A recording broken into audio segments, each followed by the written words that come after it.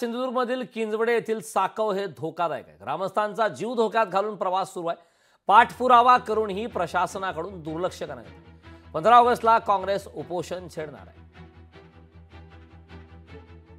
धक्कादायक अशी दृश्य पाहतोय। पाठपुरावा करूनही प्रशासनाकडून यावरती दुर्लक्ष करण्यात येत आहे। किंजवडे येथील साकव हे धोकादायक अवस्थेत आहे, मात्र त्याही ठिकाणाहून जीवघेणा प्रवास ग्रामस्थांचा सुरू आहे। जीव धोक्यात घालून त्या ठिकाणाहून ग्रामस्थ प्रवास करत आहेत।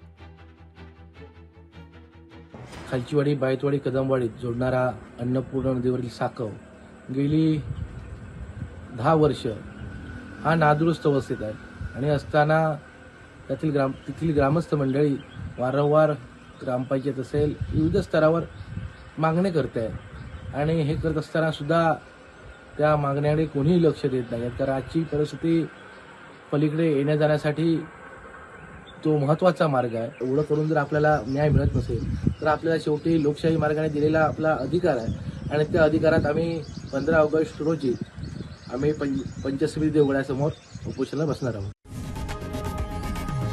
लोकशाही मराठी ऐका, पहा, जागरूक रहा।